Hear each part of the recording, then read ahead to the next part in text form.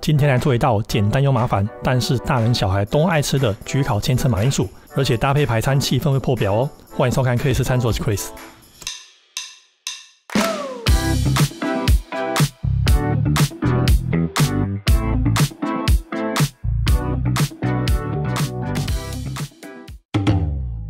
最初的感動總是構成你的元素。我的成長經歷遇到很多讓我感到衝擊的料理，對當時還是白紙一張的我來說有深遠的影響。這些都是很平常單純的料理，像是一道我至今尚未提及過的千層馬鈴薯，前面一層一層的，哇，好漂亮！當時看了我好感動。我曾經有短暫的法餐學徒經驗，神奇吧？我做過法餐，但是我從來沒有說過，因為才2個月而已啊。當時太年輕了啦，愛玩，廚房根本待不了。不過也還好，我離開了人家後來才順利摘星。當時我連刀都不會拿，只有一項工作我能夠做得很好，就是拿切片器切馬鈴薯。但最讓我感到神奇的是這道料理必須要到蒸烤箱來完成。要知道，蒸烤箱至今在專業廚房裡還是有着不可撼動的地位，當然價錢也不可撼動。後來我到別家餐廳開始練習做員工餐，就想着把這道千層馬鈴薯做個低配版，讓大家都吃得到，就是長這樣子。而且公司還沒有蒸烤箱，所以呢，我換了個更簡單的方式，最後也不算誰的低配了，可以說是原創。但是呢，不曾想氣炸鍋這種產品居然就在不久後橫空出世了。其實氣炸鍋就是把旋風烤箱做得更小更迷你，讓它適合放在家用廚房。所以呢，氣炸鍋也統治了家庭廚房好長一段時間即使是氣炸鍋，還是沒有蒸汽怎麼沒有廠商要把蒸汽也一起整合進氣炸鍋裡呢？這樣我理想中的千層馬鈴薯何時才能實現現在真的有廠商做出來的，就是這一台飛利浦新世界 Plus 透視蒸汽海星氣炸鍋，又是很長的名字的。我来簡單解釋一下，意思就是呢，能透视內部有蒸汽功能的氣炸鍋。注意哦，有透明玻璃，有蒸汽，有气炸功能。哎呀，這不就是蒸烤箱了嗎？這真的會讓每個廚師眼睛都會發亮能夠在同一個設備可以蒸、可以氣炸、可以蒸炸，根本是一條龍服務。飛利浦的氣炸鍋在業界銷量本來就很好了，現在這一台透視蒸汽海星氣炸鍋又把功能再提升，專利4D 海星底盤讓对流速度提升52%，料理時間減少30%，首次推出 AirSteam 科技，100度 C 細緻蒸汽環覆，不論是蒸、氣炸、蒸炸都能隨心切換。全視野透視，還有鍋內照明，掌握料理進度，還有滑軌設計，7.2公升大容量可以輕鬆拉取。操控面板是雾面全觸控，我超喜歡，不會留下指紋，外觀看起來乾淨利落，按下啟動就會亮出所有功能，非常有科技感，很酷。氣炸鍋多了蒸汽功能，為生活帶來很多便利，像平常想蒸個水餃、蒸個魚或者焗烤，對，焗烤，我之前有教過，起司表面噴點水，烤出來的顏色比較均勻，對吧？現在這一台直接就搞定了。水箱是隱藏式的，如果要使用蒸汽功能，再把注水口從底下拉出來，把水箱插上去就好了，非常方便，不會因為用不到而多佔位置。好，設備到位了，可以放心開工了。帶你們一起做這一道焗烤千層馬鈴薯，以及怎麼運用它吧。走。目前市場上最常見的馬鈴薯大致就這2種，一種是外皮粗糙如鐵鏽一般的質地，俗稱的美國馬鈴薯，屬於粉質馬鈴薯，非常適合拿來做炸物或者薯泥。這也是我學徒時的噩夢哦，每天都削它來做薯泥。而另一種，老實說還沒查到它正確的品種，只知道它帶着泥土，肯定是本地栽種。查遍了台農系列沒有符合的特徵，但是它白肉，口感偏黏，蠻符合辣子馬鈴薯的特徵。不過沒關係，名字只是代號，我要的是內在。各削一顆來試試看，誰能討我歡心就用誰吧。把美國跟台灣馬鈴薯各以相同的方式疊起來，我在台灣馬鈴薯撒點巴西里做記號，放進我們的蒸炸爐裡面，用蒸汽功能蒸20分鐘。對了，我這道原創的千層馬鈴薯是用蒸的，所以法餐老師傅看到這邊請轉台哦，這不是正宗的做法。畢竟當初學徒煮飯菜沒太多時間，所以才做了這個蒸的版本。另外，我發現這台蒸炸鍋有一個很棒的特色是，你在蒸的中途或結束時，它的旋風功能會啟動，把多餘的水汽吹散，可以說是把氣炸的風扇物盡其用哦。這對容器的積水量來說會有程度的改善。不過蒸，我們還是得注意到什麼時候該全開、全蓋或半蓋。但飛利浦能做到這一點已經很棒了。至少你打開蒸汽不會衝上來，比較安全啦。我沒有蒸到很透哦，如果一掐就散就看不出差別了。我們放涼一點再來試。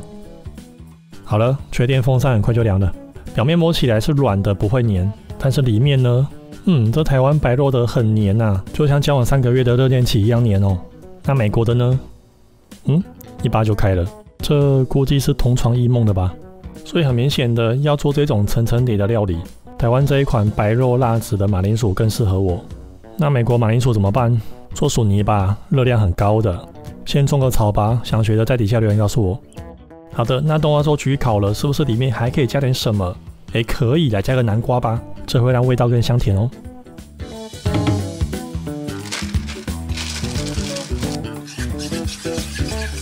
我這道焗烤千層馬鈴薯跟傳統的做法不一樣，但是該麻煩的地方還是很麻煩。調味只要準備簡單的鮮奶油跟香料就好。烘焙紙可以幫助脫模，要不要用後面會講。倒少許的綜合香料跟胡椒在調理盆裡面，大蒜跟馬鈴薯的味道很搭，也可以來一點就好。當你買到新鮮帶土的馬鈴薯，可不要高興太早哦，因為它們是鮮採直送，沒有洗過也沒有冷藏。一旦你買回家沒有馬上冰的話，大概1個下午就發芽了。所以買到這種帶土的馬鈴薯，最保險方法是買回家直接進冷藏，要用的時候再洗。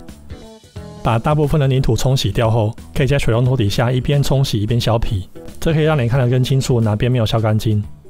而且削完的馬鈴薯最好習慣準備一盆水泡着，否則接觸空氣太久很容易氧化變色。把其中一邊的頭切一小段起來，這樣待會切片的第一刀就會是大片完整的。頭尾剩下的部分就可以泡水留着，1周內要燉個肉煮咖喱都可以。把南瓜的頭尾去掉削皮。中間做南瓜夾層，主要是為了雙色，還有增加香甜味。其實這一點地瓜也能做得到哦，只是拍攝當下南瓜正好大出，所以各位也可以搭配其他食材。芋頭，你可以試試，我就免了。像這種有洞有傷口的，這個是我買菜時候的失誤，下手太快沒有注意，要麼是單純摔到，要麼就是有蟲。你覺得是哪一種呢？我們來開看看吧。先把南瓜剖成一半，籽挖掉。內膜筋可能刮乾淨哦，因為待會要切片。如果你要做濃湯就留着。來了，要開盲盒了，到底有沒有蟲呢？再一刀，沒有，拆彈成功，恭喜啊各位！今天這一道是蔬食料理，整理一下砧板拿去餵廚餘機。半顆再對半，今天用這邊還有棗，剩下半顆拼起來。我們先切馬鈴薯，由於最後上面会有起司焗烤過，會變成金黃色。所以我們目標組合從下往上是白黃白，中間加一層南瓜就夠了。而且刨的厚度是0.2公分哦，所以製作難度也降低了不少，很適合家用。鮮奶油我建議用沾的，一次沾幾片擺上去，因為裡面包含很多固體的香料。如果把馬鈴薯全部丟下去，你很難拌得均勻。沾好的馬鈴薯整齊的排列在烤盤裡面，各排2層。排完你會發現頭尾一定比較淺，那是因為它們交疊的部分比較少。你可以拿馬鈴薯頭尾比較小片的部分去補這些高低，當然不一定要補啦，只是成品的形狀高低差而已。接下來是南瓜，先說哦，南瓜的質地跟馬鈴薯畢竟是不同的，南瓜蒸熟後很快就軟爛了，所以我也只加1層而已，而這一層就足夠讓南瓜的味道好好發揮了。要把這麼多的馬鈴薯蒸熟，需要強大的蒸汽導流效率。全部敞開當然是最好，但是時間拉長會積很多水在裡面。全部密合效果最乾，但導流效率最差，你會蒸到天荒地老。所以我們把鋁箔紙折一個拱形，蓋上去就形成一個半敞開的遮罩。對於時間要拉長又不想讓容器積水的料理，就可以這樣子做。這邊使用蒸汽功能蒸1個小時。這邊有個大細節哦，一般家用的電子蒸爐設備你會發現，蒸汽都像這樣子一段一段的，這是因為家用設備沒有額外設置的鍋爐，可以持續提供蒸汽。當然你上瓦斯爐燒水蒸會更快，但相對比較耗水，人也要在旁邊顧，不然燒焦了沒人提醒你。好了，時間到，看吧，打開蒸汽不會衝上來，很棒。用筷子戳看看，測試熟度，可以輕易穿透代表熟了，要用筷子而不是探針哦，這樣才能確認馬鈴薯到底有沒有被蒸透。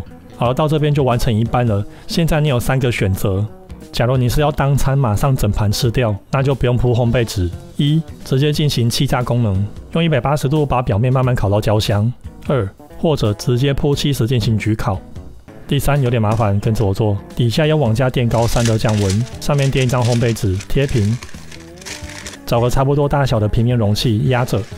我們要趁熱把馬鈴薯壓平，減少空隙，讓馬鈴薯之間更密合。你可以在上面放重物輔助，這真的只是重物哦，只是貴重了點。大約放30分鐘，讓馬鈴薯一邊降溫一邊定型。壓完之後就像這樣子整整齊齊的。如果有多餘的水分也會從旁邊擠出來，你可以小心的把它倒掉。這時候就可以鋪起司了。如果你想增加風味，手邊又剛好有帕瑪森起司，就可以先上一層在表面。除此之外，如切達、高達等等風味比較濃郁的起司，你都可以先加在上面。最後再鋪一層起司絲，大人小朋友都愛。如果你買到冷凍的，要在前一天放冷藏退冰哦。再把剛剛的鋁箔紙蓋回去，這一次要全密合哦。只需要5分鐘把起司蒸軟就好，這樣就不會有多余的水分跑進去啦。看吧，單純用高溫蒸軟的起司絲是長這樣子，非常絲滑療癒，像一層橡皮一樣哦。放涼以後就不粘手了。我們再放進冷藏徹底降溫，會更好分切。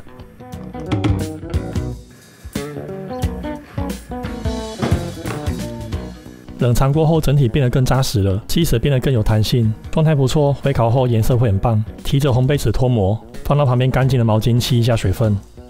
盤底可是積了不少水汽啊，把多餘的水分擦乾一點，再放回去。接下來就可以分切啦，建議在盒子裡面分切哦。拿出來切，底部會有很多小片的馬鈴薯跑掉，看起來像蛋糕一樣可愛吧？鏟一片起來看看，小心不要拉到烘焙紙哦。狀態不錯，趕快拿去烤看看吧。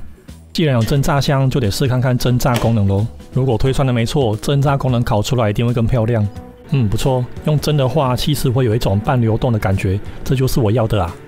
至於氣炸部分，我發現如果使用蒸炸功能，因為氣炸時間被減半了，加上烤小東西，時間不足以把它烤成金黃色，所以我結束後又針對氣炸再多炸了2分鐘。好啦。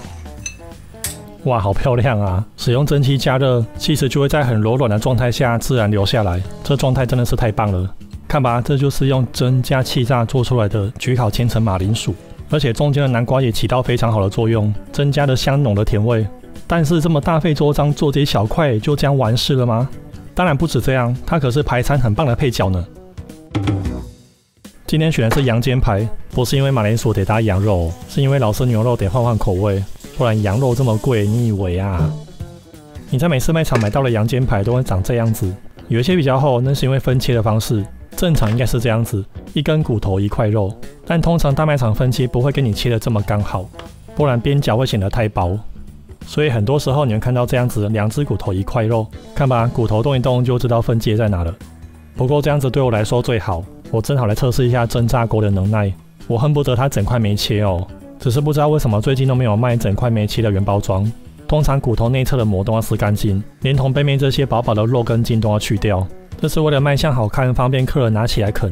但老實說有點可惜的，因為那些肉打下來做員工餐還蠻好吃的，而骨頭上的膜烤起來我覺得很好啃啊，我喜歡啃那些筋，所以我打算這樣子做，從原本該去除的段落做個記號，用刀刃在骨頭上畫刻痕，把骨頭上的筋膜劃開，從開口斷開。用刀背從外往內側刮，讓筋膜跟上面的肉擠在一塊，肉粘着的部分就用刀刃貼着骨頭往上修。好啦，這樣子乾淨的骨頭就露出來了。至於上面這塊肉，你覺得礙眼就修掉，我是會留着，反正烤熟了就會縮起來。至於內側骨頭的交界縫，你可以劃開一點點，這樣子烤熟以後它會撐開，你也比較好分切。羊肉通常味道比較重，所以香料得下多一點。簡單好取得的，主要以迷迭香跟百里香就好。拿一個小容器，把鹽以外的香料全部混合在一起。配方我後面再公布，以後會分享其他適合羊肉的香料。香料倒進去，全部搖一搖混合就好了。至於鹽，我會建議另外撒，這樣子就比較不會有撒得不均勻、鹹度不同的狀況。特別是羊肉跟牛肉一樣，都得在前一天先撒鹽脫水。沒錯哦，做法都是一樣的。為了讓鹽能在羊排身上分布得更均勻，我們先撒一把在乾淨的砧板上，然後把羊排放上來就可以沾第一面了。繼續在表面撒一層鹽。再翻面把其他的部分沾均勻，仔細沾，盡可能讓鹽沾到每個角落。接下來是剛剛的香料，以此類推，底下鋪一層，擋下來，在表面撒一層，抓一抓混合均勻。肉縫記得要把香料掐進去哦。在脆裡面放上網架，鋪上粗鹽，沒錯，跟之前做牛排的方式一樣，羊排放上去，蓋上蓋子放冷藏，至少脫水1天。好了，這是脫水1天後的樣子，狀態不錯，肉看起來比較緊實了。最後再用廚房紙巾把大部分的香料剝下來就好啦，太多香料吃起來扎嘴呢。接下來就是重頭戲啊，把整個大塊的羊肩排放進蒸炸鍋裡面。我用蒸炸功能，溫度設定200度，時間設定15分鐘就好。記得這一組時間溫度，2隻骨頭一組的，就這樣子蒸炸。這是我試過最棒的熟度，帶你們少走彎路。時間過半，記得翻面，這樣上色才均勻。好了，時間到，看很漂亮吧？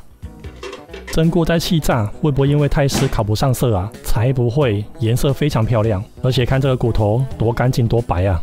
筋也完全縮在上面了，像小蓬裙一樣。利用靜置這段時間，我們來烤配菜剛剛好。除了剛剛的馬鈴薯，我再準備一些蔬菜，一樣蒸炸功能進行處理。看吧，中心溫度來到63度，7分熟，非常完美。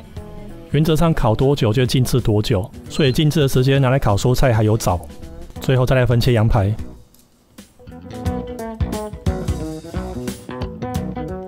太漂亮了，這個顏色看了真感動。